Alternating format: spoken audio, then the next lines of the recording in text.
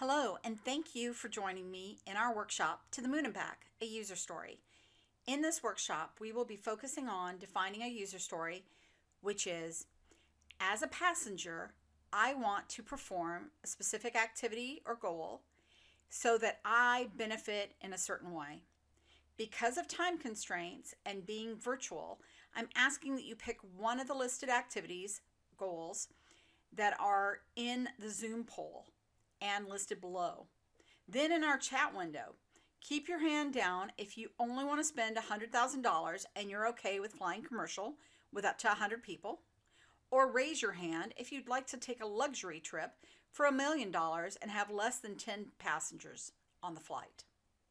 We will then delve into some of the methods and tools used in requirements engineering and hopefully take that user requirements and begin to see how they drive tangible requirements for a designer or engineer. So let me begin by introducing myself. I'm Laura George, and I live in Puyallup with my husband and two greyhounds, Pop-Tart and Star. I have been a system architect and functional analyst for over 20 years and worked for Boeing on projects in all aspects of the company, including defense and space. I have my MBA and a certification from Carnegie Mellon in requirements engineering and enterprise architecture. So, as we all know, the race is on for space tourism.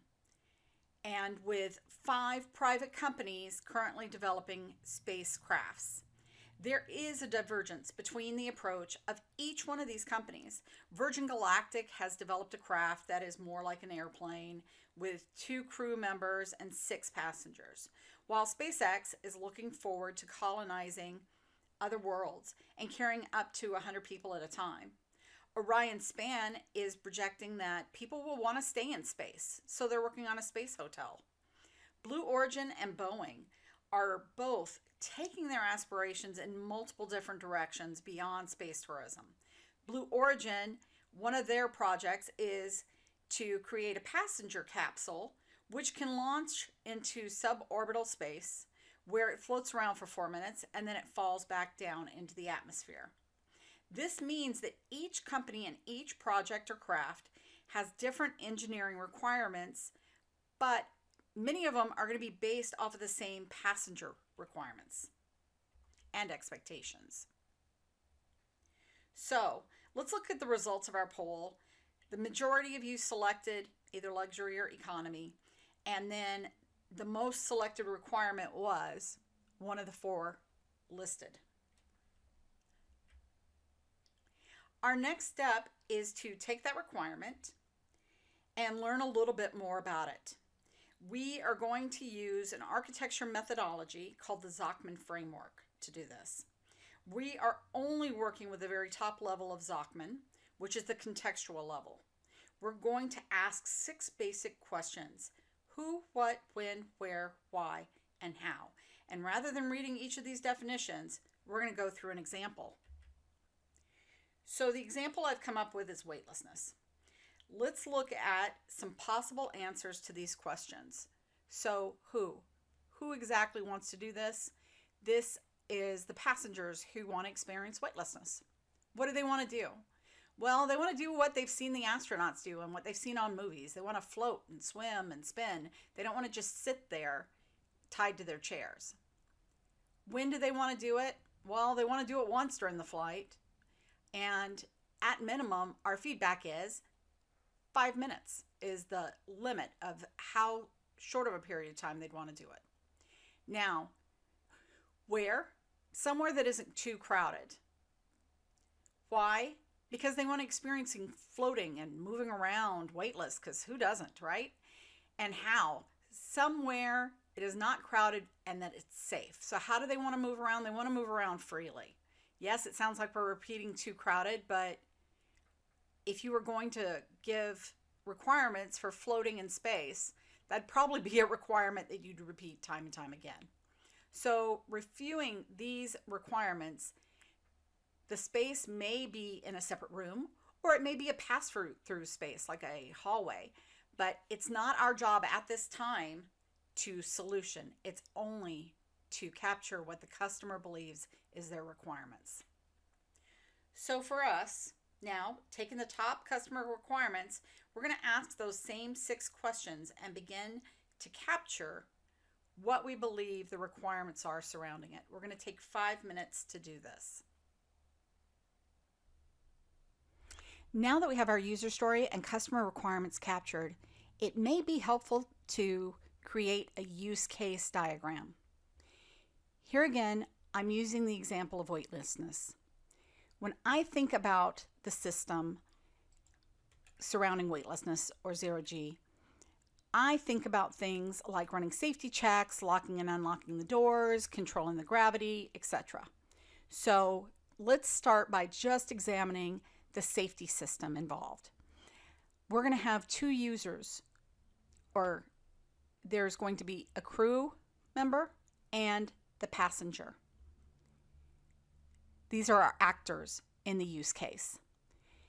The very first step is that crew member is going to log in and they're going to run a safety check. Now the system is going to do verifications or validations. So I'm including a couple, like they may verify that the climate is okay, verify that the door is working. These are included because when you run a safety check, you want to make sure all these things are signed off before that is completed. Now, the last one is it would display whatever that the check was complete, right? That the safety check has been done. It excludes errors. The reason it's an excludes is because we're hoping that doesn't come up every time, but it may occur. So it may state that there's a door error or that there's a gravity error. Those are not included with each check. When that check completes, we want the system to display it and notify the crew member and also the passenger that's waiting. Later on, when we go into a little bit greater detail, we may define the crew member as a user and an admin, somebody who can has a little bit more extensive permissions on the system. But for now, this is the proper level. We want to simplify the complex as much as we can. Now let's take about 10 minutes to walk through and create a use case for our customer requirement. We may need to start by narrowing our scope and selecting a use case at a lower level. Something like listening to music or taking a selfie or posting to social media. So now that we have that, how could that use case be helpful? So when we go beyond the customer requirements, we're also thinking about standards and stakeholders. A team has been working on integration, and we should begin ourselves to think about how our customer requirements and how our use case are maybe going to impact some of these other requirements. We need to start thinking about integration. The customer requirements that were on our selection list were all considered amenities. They're not necessities, right?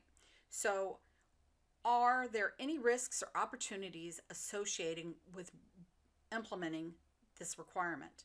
Will it impact the size and weight of our ship? Could it impact the environmental controls or safety? Then, do we have a budget to do it right? Because we don't want to do it if we don't have the money to do it. So right now is a great stopping point to see if there's any questions that need to be answered, if I need to repeat anything or explain anything further.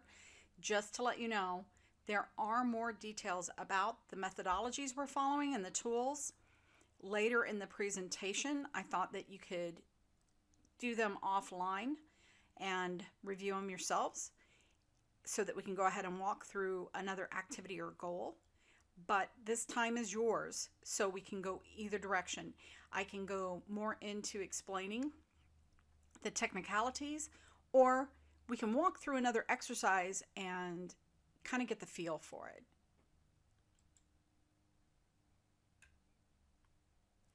If we're going through the exercise, we're going to again look at what the second most selected activity or goal was. So was it that you want activities in entertainment, communicate with Earth, quiet space, or to take pictures? We'll go through the same who, what, when, where, why, and how questions. And once those are answered, we'll move on. We'll again do another use case with our actors and our use cases and the relationships between them.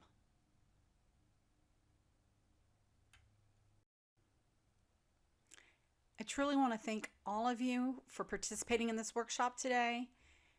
It's been a great experience. If you'd like to reach out, you can do so at my email address, laura.george.wa@gmail.com, or look me up on LinkedIn.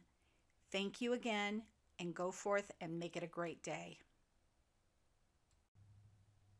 Now for the extra stuff.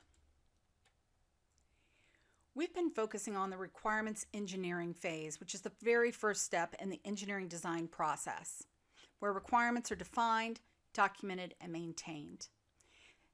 We've primarily been in the requirements elicitation step, gathering the requirements from our customers.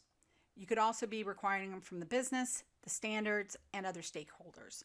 Elicitation includes the brainstorming, analysis, and prototyping phase. Beyond that, requirements engineering also includes doing our specifications, developing the software requirement models or the technical requirements. Models include your entity relationship diagrams, the data flow diagrams, function decomposition diagrams, data dictionary, and so on. Anything that's defining the basics. We're going to do a requirements verification and validation, and that's simply to make sure that our requirements make sense, that we can achieve them, and they don't conflict with each other. Then the final stage is requirements management, which is really the communication stage to ensure that the requirements are documented, agreed upon, prioritized, and tracked, because we've only done the very first level. We need to start digging into these more so that we can get things built and coded. We looked at the Zachman model and we used it. It is about promoting the 6 questions of what, how, where, who, when, and why. Those are asked at all the levels. Today we did contextual, but if you think about it, your audience changes depending on what level you're going to. So an executive would be top level, and she may want to know who's performing the work, and by that she just may mean the name of the organization, where an engineer or technician may want to know the name of an individual, or at least the role of the individual within the organization. And our last tool that we used was the use case. What a use case is it's a behavioral UML diagram modeling the functions and the actors. It is to simplify the complex. It identifies internal and external factors of the system. It portrays high-level actions, services, and functions that a system needs to perform.